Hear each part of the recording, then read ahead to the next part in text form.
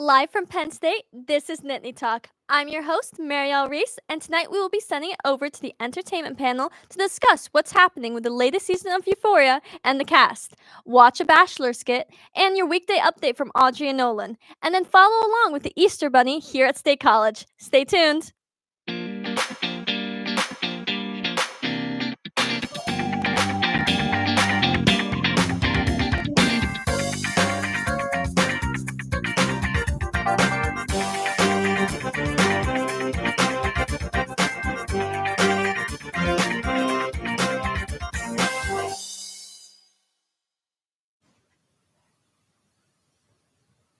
I'm Courtney McGinley, joined here today with Emma Goldkopf, Jake Santora, Jordan Spagnoli, and Evan Helfin.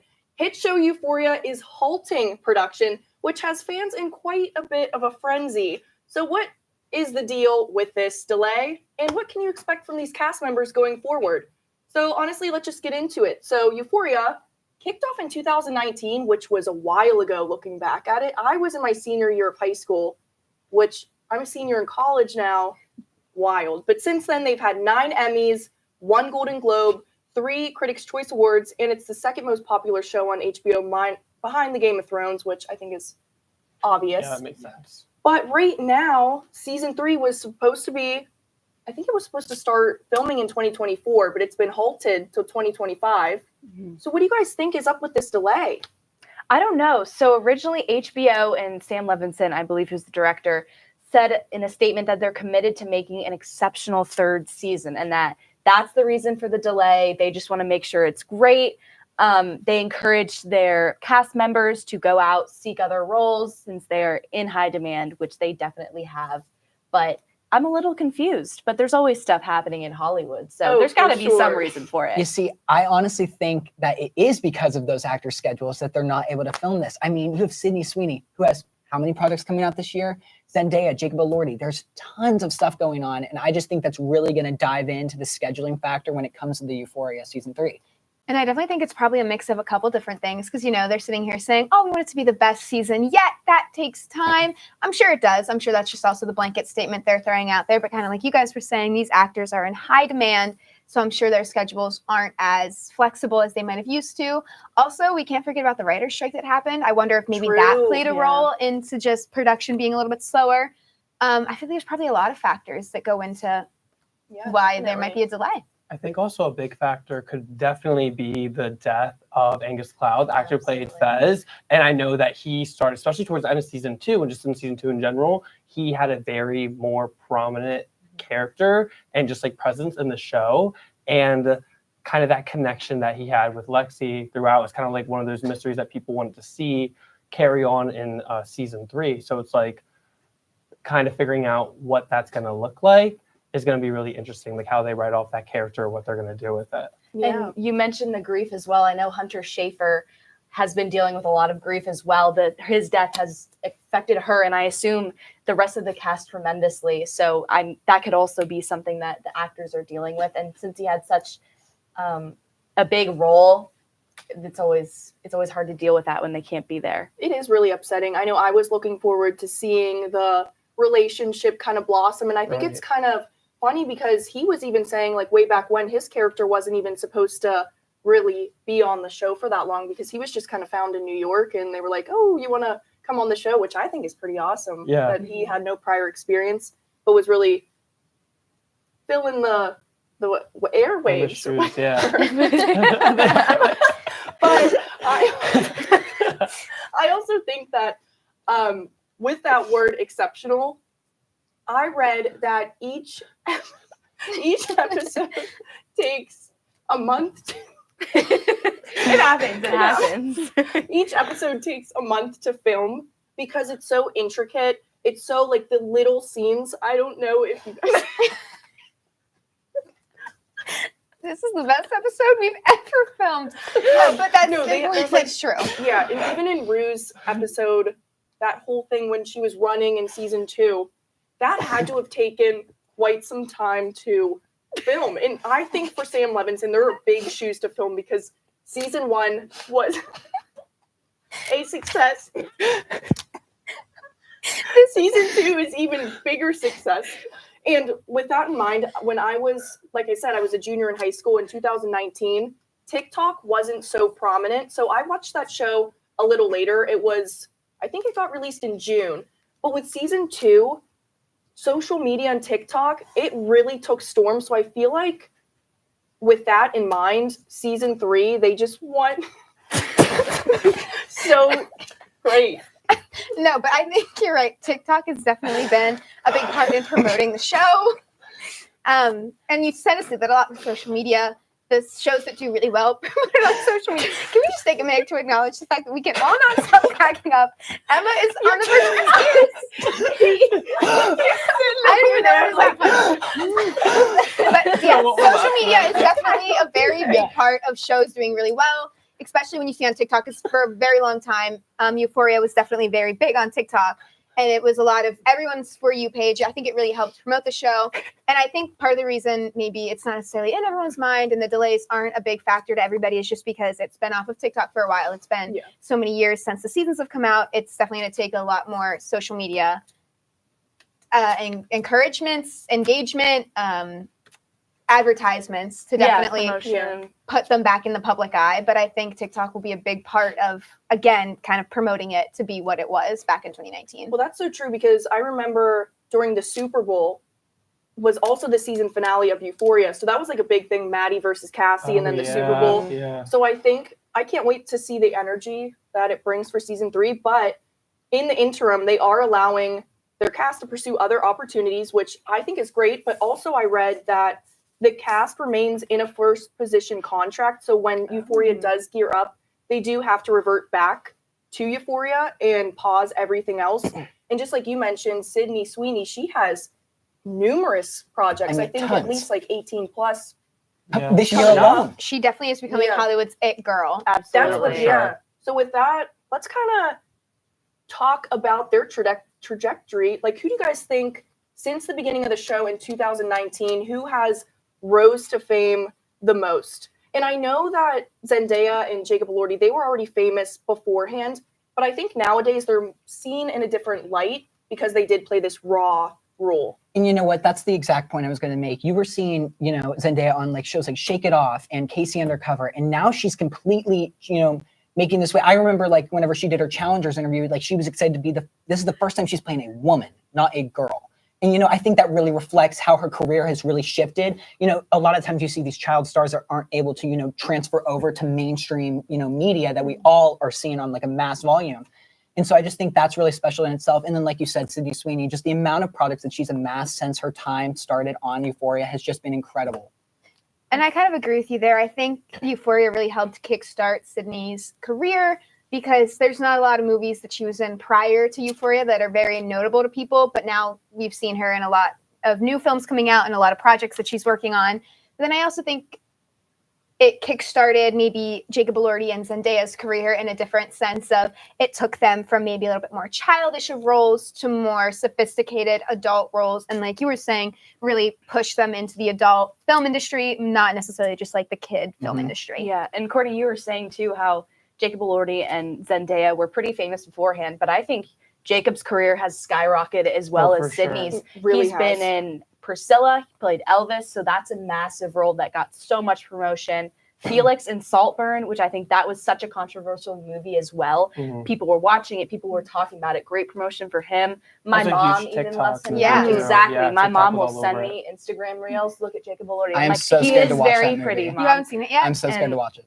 And he's actually set to star in Frankenstein next. I saw that. I Yeah. can totally see him doing I'm very that. excited He's for actually that. That's taking awesome. over. Yeah. Andrew Garfield was actually saw supposed that. to Really? be the original Okay. Frankenstein and the Toro's adaptation of it. But now it's Jacob Elordi. So that's going to be like really Wow. interesting too. I can so see him as And I Frankenstein. definitely think part of the reason why this show has definitely kickstarted their careers into different avenues is mostly because this is a show that we really haven't seen before. A lot of the time with TV shows, you start to see similar things. The medical shows are all the same, the law shows, the crime shows, but this was something that is definitely a little bit different. We necessarily haven't seen. It's more tailored to that young, maybe not young adult, but young adult, maybe like older teens, Because there is early some, like, 20s. really hard stuff Yeah. to watch in that show. Yeah. But it also kind of reminds me of Shameless in a way because the drug relation and just Yeah. like the behavior. That's kind of when I started watching it. I was like, oh, that's kind of similar. But I totally get what you mean because our age, we haven't really seen something like this. Right. You know, Jordan, I actually noticed the same thing too. This is a show that like, doesn't really fit into all the cliches that you see throughout so many sitcoms and other shows that are produced on such a mass volume. But, you know, I think it's really, really important that like this is not a formulaic show, like you said. It's, you know, speaking to maybe a specific generation, but it covers such broad topics in such vivid detail. I think that's what's really important and what really differentiates it from a lot of the shows we see coming out today.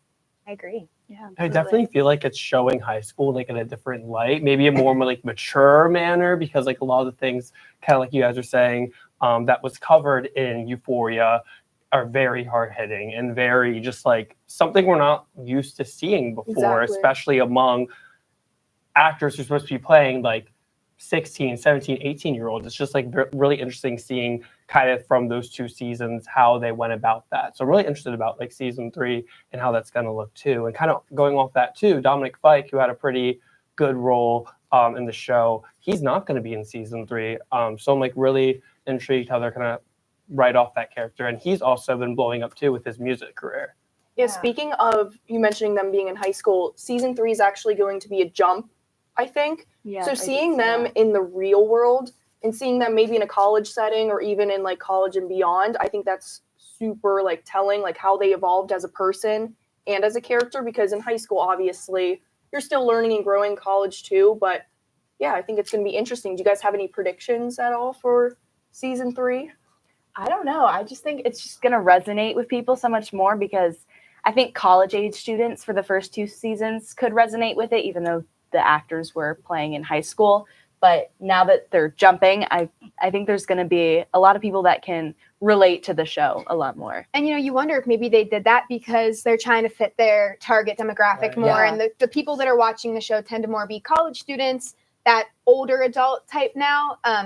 Young adult, I guess, the older young adult. But so maybe that's kind of why we're seeing that jump. Yeah. And Jacob Elordi actually told Jimmy Fallon in an interview recently that if it was set in high school still, that he's going to have a bad back walking down that hallway again. So I definitely think that the time jump, if that's what the case is, will definitely be beneficial for the run of the show. Yeah, I'm just honestly really excited, although we do have to wait till 2025. I think it's going to be worth it. All the cast members are saying, guys, it's going to be worth it. Don't worry. Hold your horses. But that concludes tonight's entertainment panel. But don't worry. Tune in next week to hear all the latest in entertainment news and pop culture.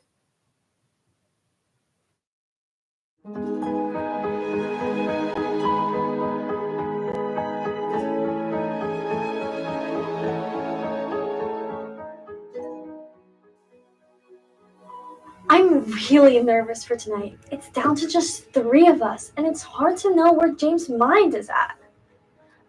But I don't think I'm going home tonight. I know James, and I have a good connection. I mean, we've talked a lot, 5 times already. He reassured me tonight that he sees a future with me. Gabby. It's Gianna. He's so great. I've never felt closer to a man than I do with James. He understands me better than I understand myself, and it's so refreshing to have a man in my life who I feel truly listens and cares for me. You look so beautiful tonight, Aria. I can totally see why yellow is your favorite color. Oh, it's blue, but thank you.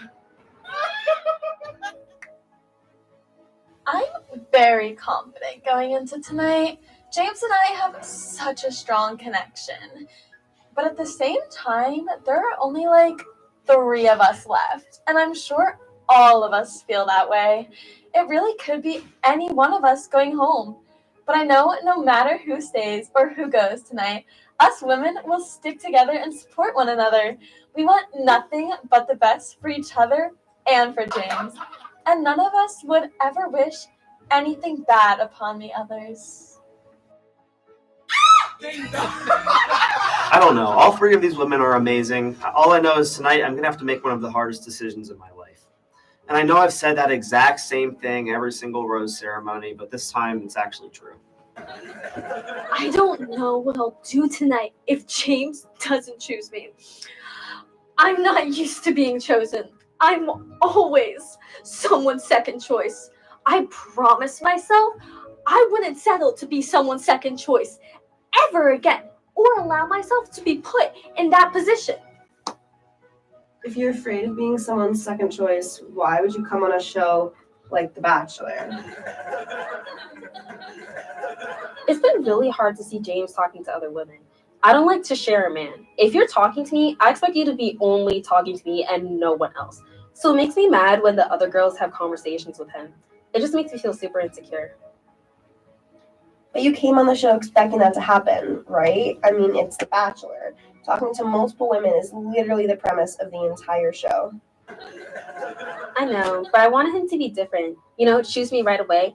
I didn't think he would keep having to talk to all these other women, you know? So you thought he would just not talk to anyone else and just drop the entire show once he met you? I thought I was special. You're not. This is a hard decision. I mean, right now I'm going through each of them individually, weighing their pros and cons. And I mean, first we have Sophia. Sophia has been through so much. Her dad left her when she was very young, and ever since she's been pretty much abandoned by all the other men in her life. So ultimately, she's the character I should keep around for the plot, so that it's super dramatic when I do eventually let her go and become yet another man who doesn't want to choose her. And then there's Gianna. You know, I've heard rumors that Gianna can be very mean behind the scenes, and I don't feel a big connection with her, but I know I should keep her around to add some more drama to the season.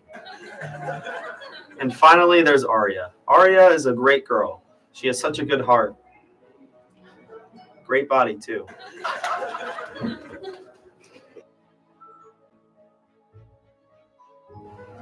Ladies, thank you all for sticking around with me through this whole process. I know it hasn't been easy for you, but trust me, it hasn't been easy for me either. You know, even though I get to make out with 3 women and not get in trouble for it, which is every man's dream, it's also been the hardest journey of my life. I've learned a lot about myself through this whole process. I've learned that I'm not prone to mono. Thank God. I've also learned that an average white man can get a lot of play. I've also learned that you're all such special people who deserve the world. But most importantly, I've learned that I'm more special than all of you. That's right, ladies. I choose myself. What? What can I say? I'm a special, special guy.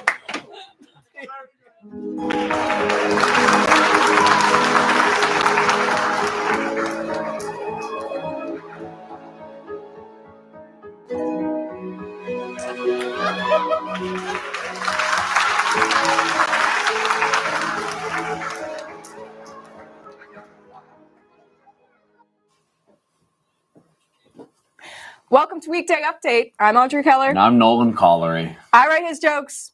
He writes mine. And yeah, that's kind of what we got tonight. That's it. Last night, the last living real-life Nittany lion passed away. Penn State students are planning to hold a vigil this Saturday afternoon to mourn the passing of Fluffy, who lived to be 73 years old. Now, to be fair, he jumped in front of my car before I could have done anything, even if I wasn't texting.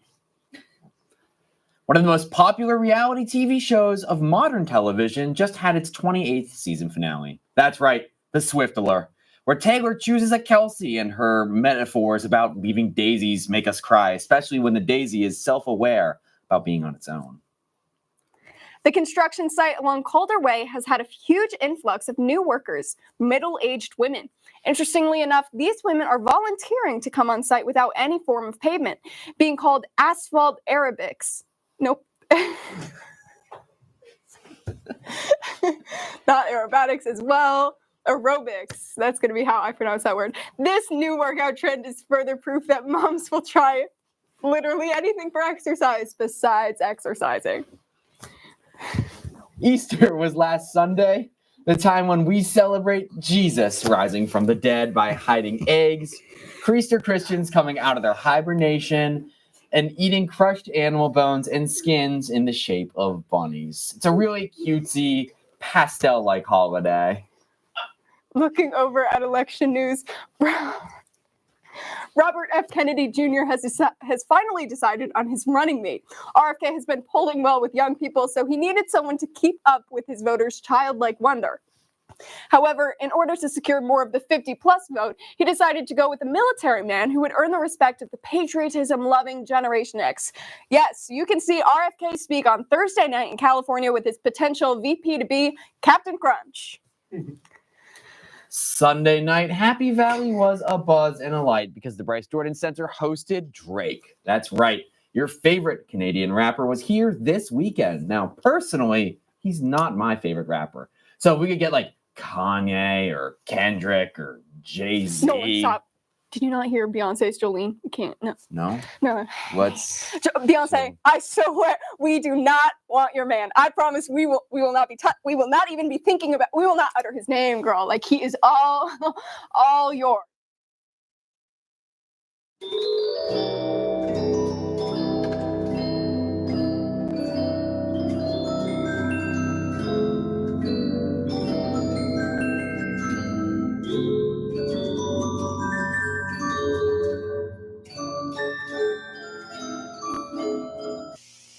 The game begins now.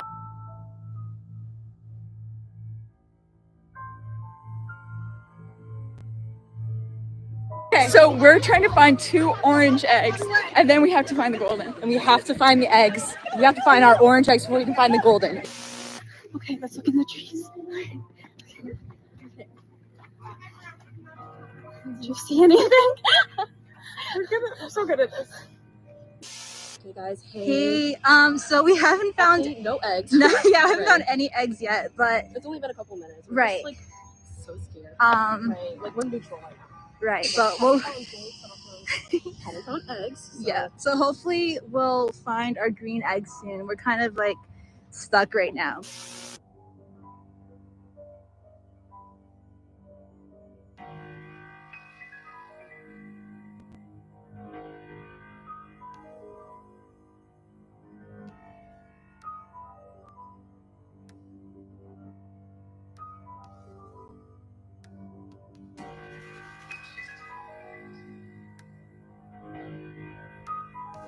Okay, okay. Hustle. It's crying time. Oh my God. I see you!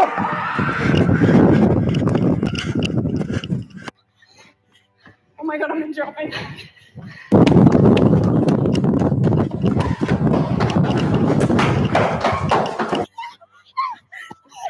It's so good.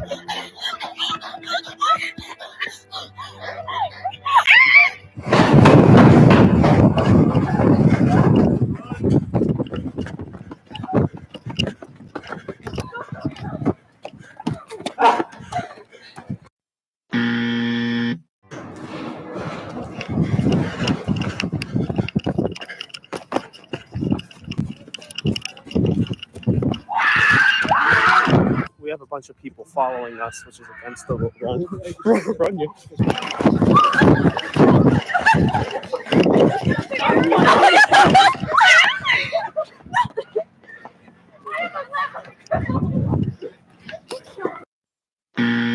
We found one of ours.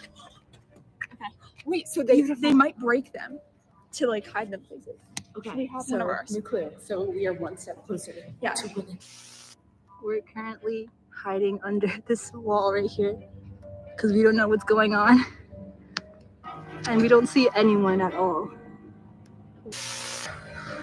No eggs. 2 teams eliminated? They might all be eliminated. Who's that? We know how to run for our lives. So there's no. Oh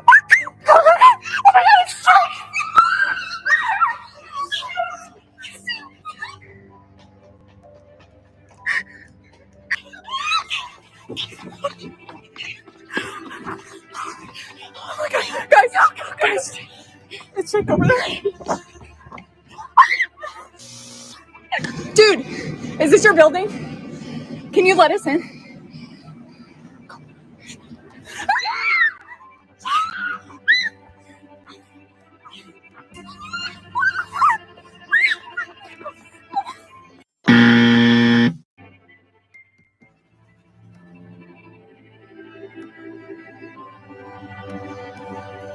Easter Bunny Jay. How did you find chasing people? Well, I found it fun for the first 3.5, 4 minutes. And then unfortunately, I ended up dying as soon as I got the third group out. Which was us. I think the Easter Bunny needs to lay off the Cadbury eggs next year if we're doing this. Yellow team wins. Yay! We found all the eggs. I would like to say, honestly, since we found this golden egg, I feel like we're all winners. Yes, This is we're a all prize winners. for all of us. We're all winners.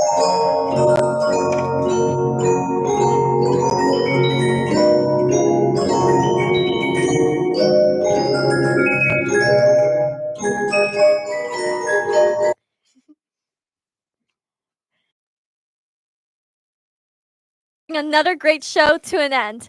From Nittany Talk, I'm Marielle Reese. Thank you for. We hope you enjoyed as much as we did. We'll see you next time. Have a